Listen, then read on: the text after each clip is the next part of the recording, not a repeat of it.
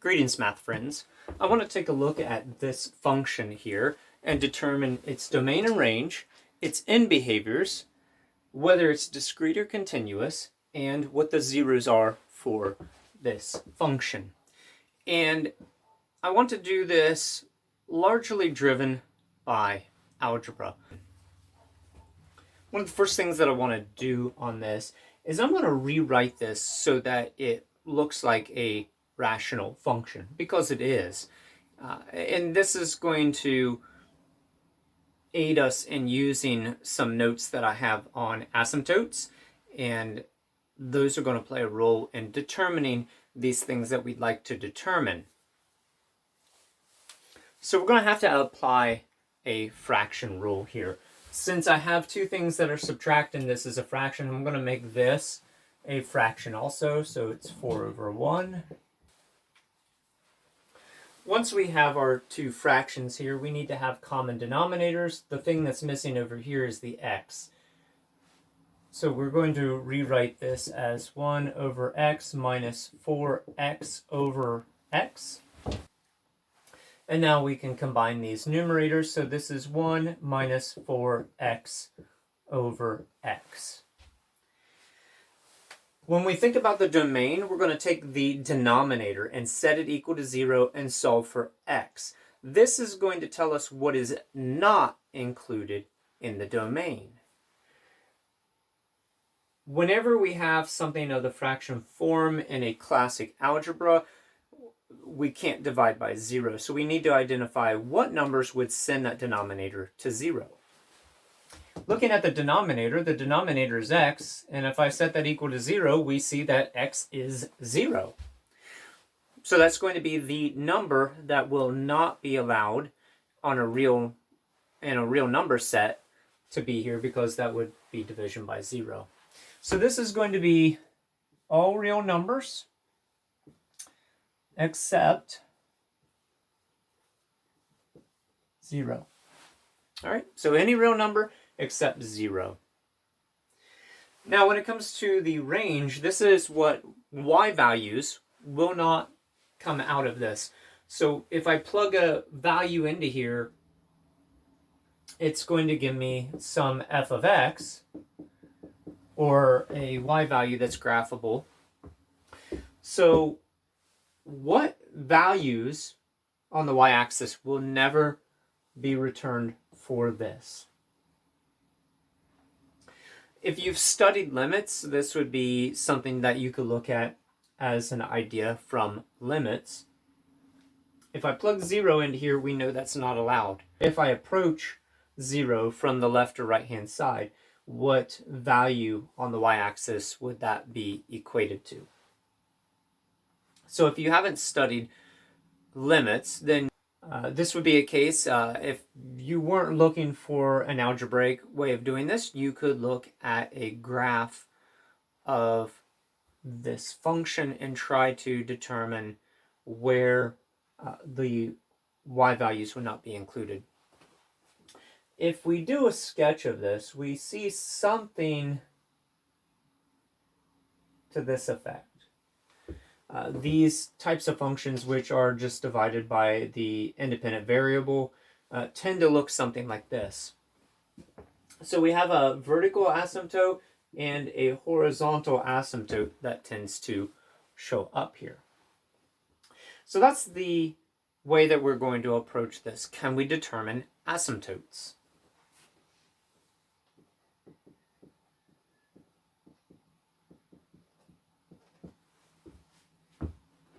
I have some notes that I find are handy, and I think my students do as well when they use them. So let's take a look at those.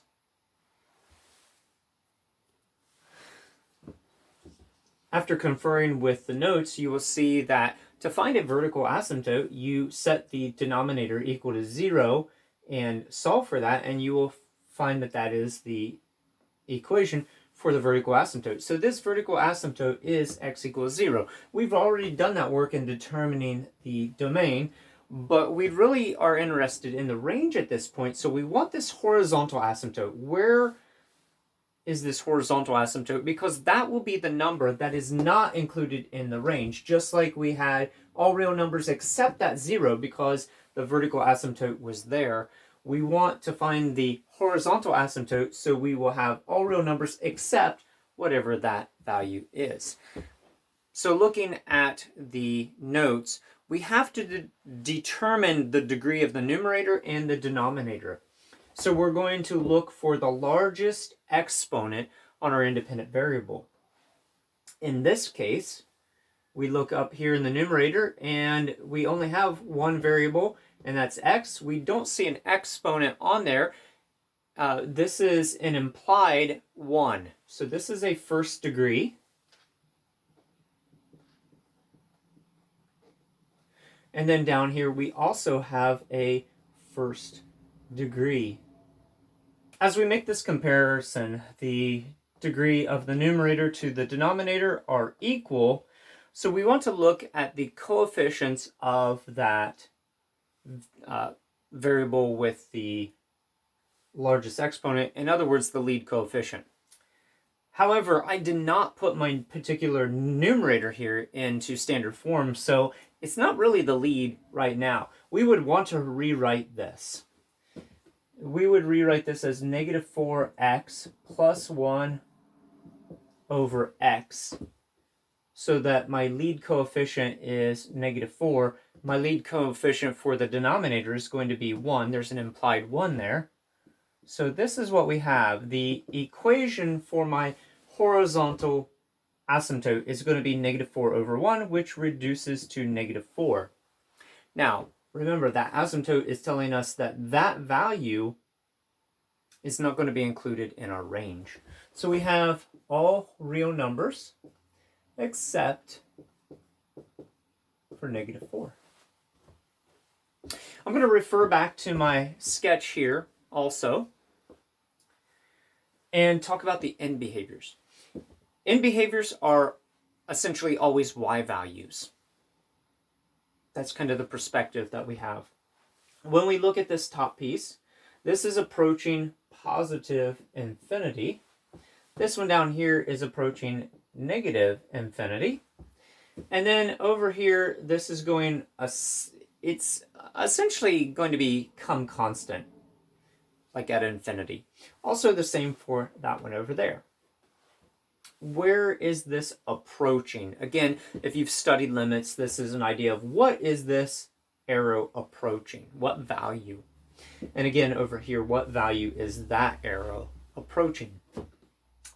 If you haven't studied limits, that's okay. We're going to use our asymptote argument here again. So this horizontal line represents the value that was not included in the range. This arrow has a slight gradient to it, so it is slowly approaching this asymptote, and it will approach that essentially at infinity. The same for the other one. It is slowly approaching that asymptote, but as it's headed out the negative direction. But they're both approaching the same value on the y-axis as we follow out this way and as we follow out that way. And that is where the asymptote is, which is y equals negative 4. So this is approaching negative 4.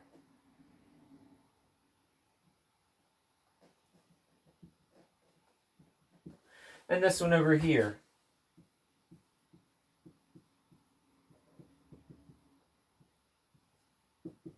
So those are approaching negative 4 on both of those. So essentially those are going to be constants.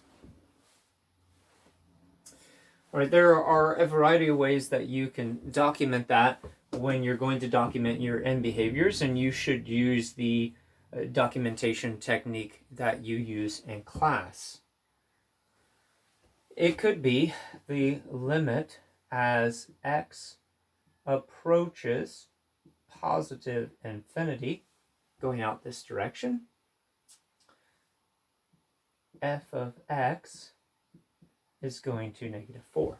This could be one way to document. Again, you want to use the documentation style that you're using for the particular class or textbook that you are using. So this is one of our end behaviors, and we have 4 ends to this particular graph, because this graph is in two pieces. And that leads into the next question. Is this continuous or discrete? Discrete is something that essentially comes in pieces. This is different from another English homophone, which is a different kind of discrete. It has a different spelling and a different meaning. So this graph is in pieces. It's not continuous. The high school version is the pencil test. Can you trace the entire graph of your function without picking up your pencil? If you've gone a little deeper into mathematics, you have a more intense argument here that you need to make on whether this is continuous or not, and that depends on the level. But for right now, for what we're doing, we're just going to go ahead and say discrete. Lastly, we're going to look at finding the zeros for the function. In an Algebra 1 terminology, this would be finding the x-intercepts. As we mature into learning about functions, we would use the grammar of finding zeros for the function. I'm going to go back to my original function here, and I want to set that equal to 0, and then I want to solve for x. So I'm going to add 4 to both sides. And then I'm going to essentially declare that these are equal proportions, and I'm going to take the reciprocal of both sides. And we see that x is a fourth. So my 0 for the function is going to occur at x is a fourth. Looking at the graph, we know that there's a vertical asymptote at the y-axis because we did not include 0 in the domain. So if you would need to know the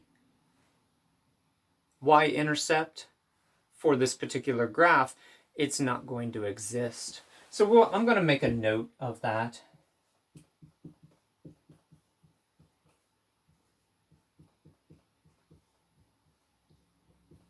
The y-intercept's not going to exist on this because we had this horizontal asymptote that is the y-axis. Hopefully this has been helpful in understanding what we're looking for when we analyze a function and wanting to do that from a strongly algebraic perspective. Cheerful calculations.